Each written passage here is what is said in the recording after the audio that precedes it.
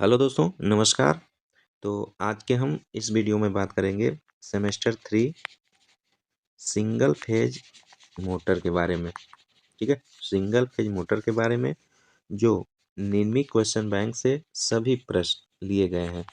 ठीक है, तो वीडियो को ज़्यादा ज़्यादा शेयर करें और चैनल पे नए हैं तो सब्सक्राइब जरूर कर लीजिएगा, ताकि आगे जो भी वीडियो अपलोड करेंगे तो सबसे पहले नोटिफिकेशन आपको मिलेगा। दोस्तों, इससे पहले भी बहुत सारे चैप्टर करा चुके हैं, तो हमारे प्लेलिस्ट में जाके वो सभी वीडियो जरूर देख लीजिएगा। चलिए, 212 नंबर से क्वेश्चन है, what is the working principle of single phase induction motor. तो देखिए दोस्तों, single phase induction motor principle क्या है? तो मेन प्रिंसिपल होता है Faraday law of electromagnetic induction. ठीक है, तो ऑप्शन तो डी सही हो जाएगा, लेकिन नियमित क्वेश्चन बैंक में ऑप्शन ए दिया गया है। ठीक है, तो आप जब भी एग्जाम हॉल में बैठेंगे, अगर यह प्रश्न आ जाएगा तो ऑप्शन ए ही लगाएंगे। ठीक है, लेंज का नियम, यानी लेंज का नियम लगाएंगे। इसका राइट आंसर ऑप्शन ए हो जाएगा। ठीक है, एक्चुअली देखा जाए तो ऑप्शन डी होना चाहिए, Faraday law of electromagnetic induction के सिद्धांत पे वर्क करता है। ठीक है, लेकिन निम्न असाइनमेंट में ए है तो आप ए आंसर मानेंगे।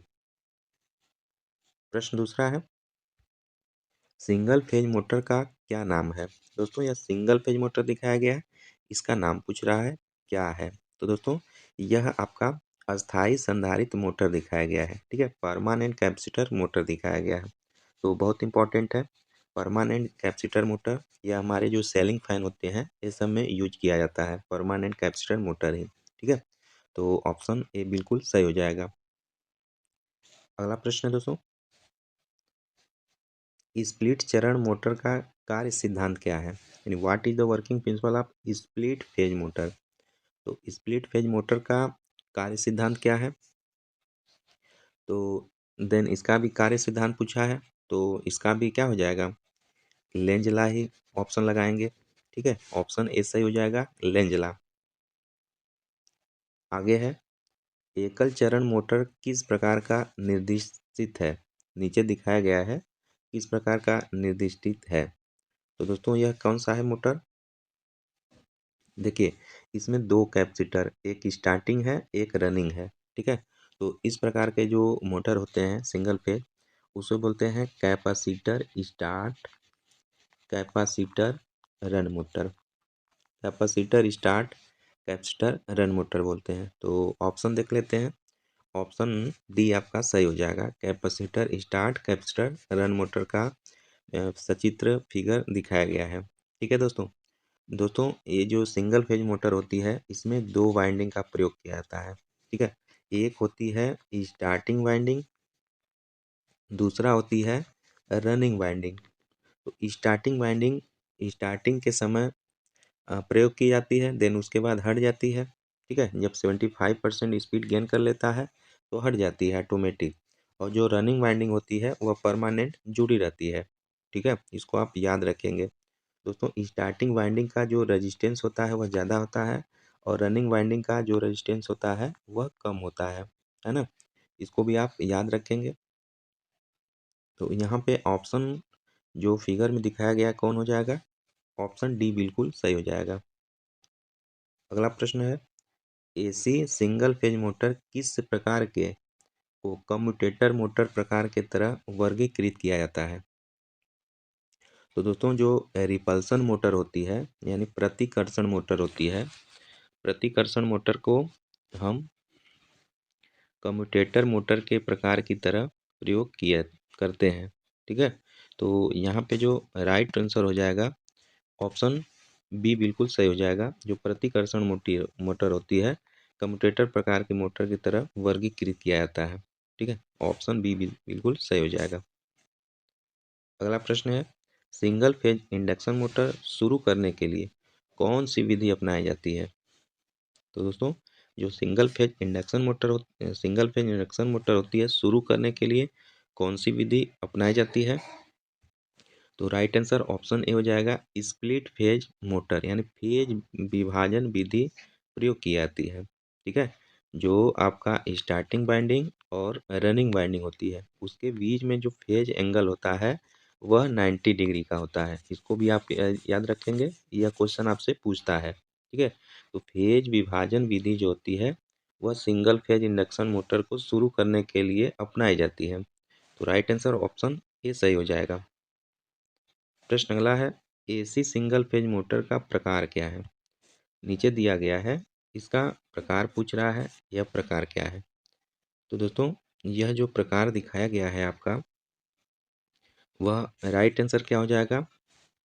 ऑप्शन डी बिल्कुल सही हो जाएगा। Capacitor start induction run motor.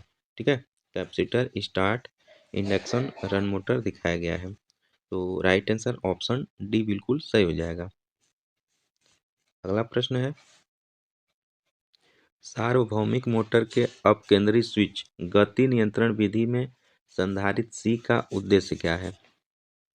तो उद्देश्य क्या है? निरंतर गति बनाए रखने के लिए, दूसरा है पावर फैक्टर में सुधार करने के लिए, तीसरा ओवरलोडिंग से बचाने के लिए, चौथा है संपर्क पर स्पार्क कम करने के लिए। तो दोस्तों, राइट आंसर ऑप्शन डी हो जाएगा, reduce the spark on the content, यानी संपर्क पर स्पार्क कम करने के लिए उसका मेनली उद्देश्य होता है सेंट्रीफ्यूगल स्विच का। ठीक है, ऑप्शन डी बिल्कुल सही हो जाएगा। दोस्तों, जो सेंट्रीफ्यूगल स्विच होता है वह कंटिन्यू स्टार्टिंग वाइंडिंग में लगा रहता है, तो उससे क्या होगा, लॉसेस बहुत ज़्यादा हो जाता है। ठीक है, इसीलिए वह जब मोटर हमारी स्टार्ट हो जाती है तो हट जाता है। ठीक है, इसका राइट आंसर ऑप्शन डी हो जाएगा। प्रश्न अगला है, समरसेबुल पंपों को रिवाइंडिंग करने के लिए किस प्रकार के वाइंडिंग तार का उपयोग किया जाता है?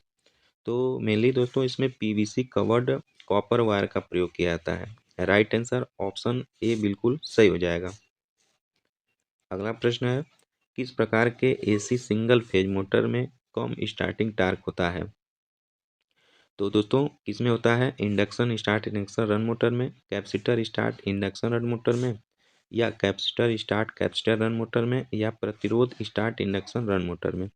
तो इस प्रश्न का राइट आंसर ऑप्शन डी बिल्कुल सही हो जाएगा। जो resistance start induction run motor होता है उसमें स्टार्टिंग टार्क कम होता है। ठीक है, तो इस क्वेश्चन का राइट आंसर ऑप्शन डी बिल्कुल सही हो जाएगा। अगला प्रश्न है, एकल चरण मोटर में अपकेंद्री स्विच का कार्य क्या है? देखिए, बहुत इंपॉर्टेंट प्रश्न है। जो अपकेंद्री स्विच होता है उसका कार्य क्या होता है?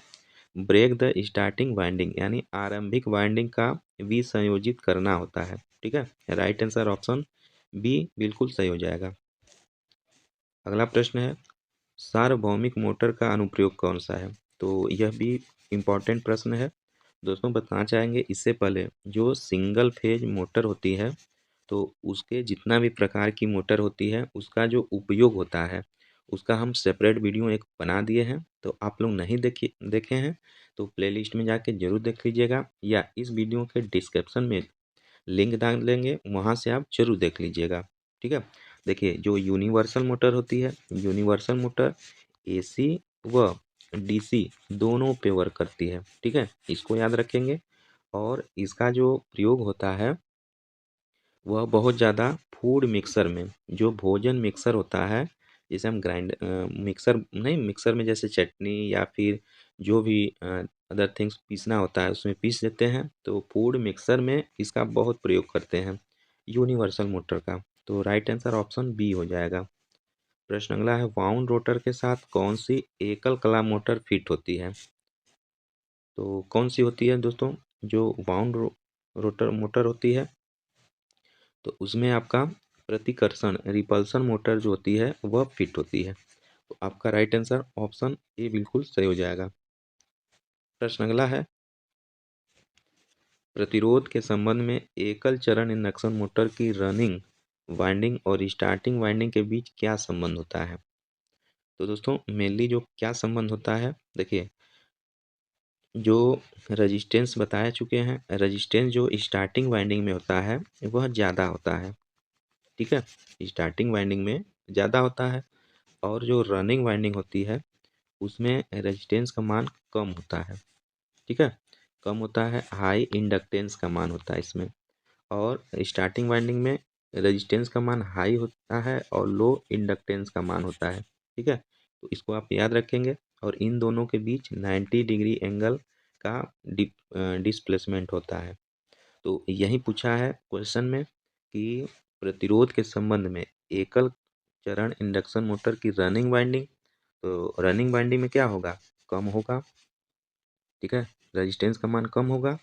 और स्टार्टिंग वाइंडिंग, तो स्टार्टिंग वाइंडिंग में ज़्यादा होगा। तो ऑप्शन में देख लेते हैं, बाध प्रतिरोध बराबर होंगे, गलत है।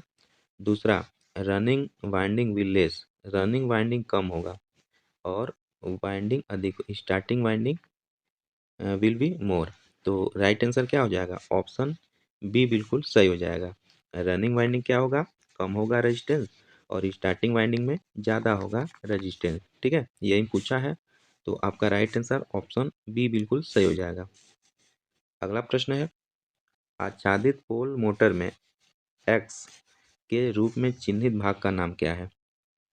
तो दोस्तों एक्स के रूप में जो चिन्हित भाग है उसका नाम है रोटर घुमाव शुरू करें, ठीक है, उसका मतलब यही होता है कि जो रोटर घुमाव है उसको शुरू करें।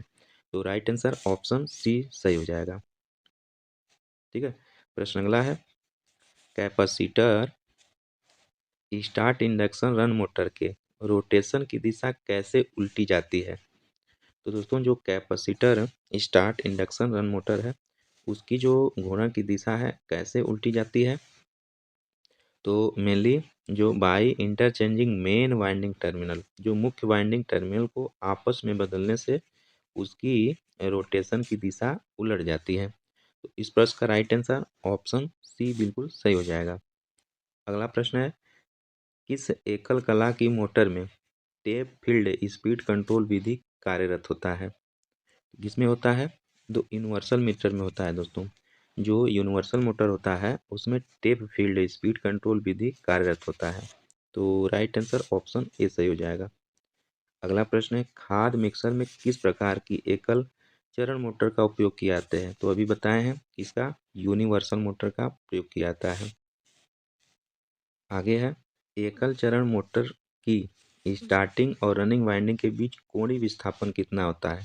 तो इससे पहले बता चुके हैं कितना होता है, 90 डिग्री का कोण होता है, ठीक है। यह बहुत ही वीवीआई प्रश्न है दोस्तों, इसको आप जरूर याद रखेंगे। राइट आंसर ऑप्शन सी हो जाएगा, 90 इलेक्ट्रिकल डिग्री होता है।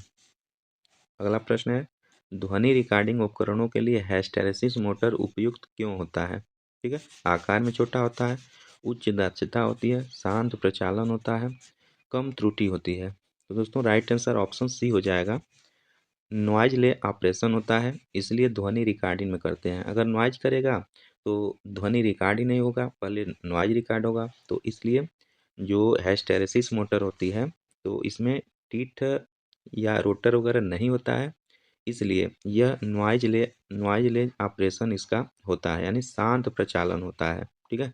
इस प्रश्न का राइट आंसर ऑप्शन सी हो जाएगा। अगला प्रश्न है, घरेलू पानी पंपों के लिए कौन सी मोटर पसंद की जाती है। तो दोस्तों मेनली जो घरेलू पानी पंपों के लिए कैपेसिटर स्टार्ट मोटर जो होती है उसको प्रयोग की जाती है, ठीक है। राइट आंसर ऑप्शन डी बिल्कुल सही हो जाएगा, संधारित्र प्रारंभ मोटर प्रयोग की जाती है घरेलू पाइप पंप के लिए। अगला प्रश्न है, किस प्रकार की मोटर में अपेक्षाकृत कम टार्क होता है। दोस्तों किस मोटर में अपेक्षाकृत कम टार्क होता है, तो पहला यूनिवर्सल होता है, यूनिवर्सल में तो हाई होता है। Capacitor start capacitor run motor इसमें भी हाई होता है। Capacitor start induction run motor इसमें भी हाई होता है। रेजिस्टेंस स्टार्ट इंडक्शन मोटर तो इसमें ही कम होता है, यानी प्रतिरोध शुरू इंडक्शन रन मोटर में प्रारंभन जो टार्क होता है वह कम होता है। ऑप्शन डी सही हो जाएगा। अगला प्रश्न है, स्प्लिट क्लैप मोटर में अप केंद्रीय स्विच का कार्य क्या है। तो अप केंद्रीय स्विच का कार्य फिर पूछ दिया है। तो देखते अप केंद्रीय स्विच का कार्य क्या होता है, make and break the starting winding from supply. दोस्तों राइट आंसर ऑप्शन डी हो जाएगा, आपूर्ति से शुरुआती वाइंडिंग बनाए और तोड़ने के लिए मेनली यूज होता है किसका, सेंट्रीफ्यूगल स्विच का प्रयोग होता है, ठीक है। तो राइट आंसर ऑप्शन क्या हो जाएगा, डी बिल्कुल सही हो जाएगा, ठीक है दोस्तों। तो आज के लिए बस इतना ही रहने देते हैं। तो वीडियो आपको कैसा लगा कमेंट बॉक्स में हमें ज़रूर बताइएगा। अगर पसंद आया है तो एक बार लाइक ज़रूर कर दीजिएगा और अपने सारे आईटीआई ग्रुप में फॉरवर्ड कर दीजिएगा। तो चलिए फिर मिलते हैं इसके पार्ट 2 में। तब तक के लिए पढ़ते रहिए, मस्त रहिए। जय हिंद, जय भारत।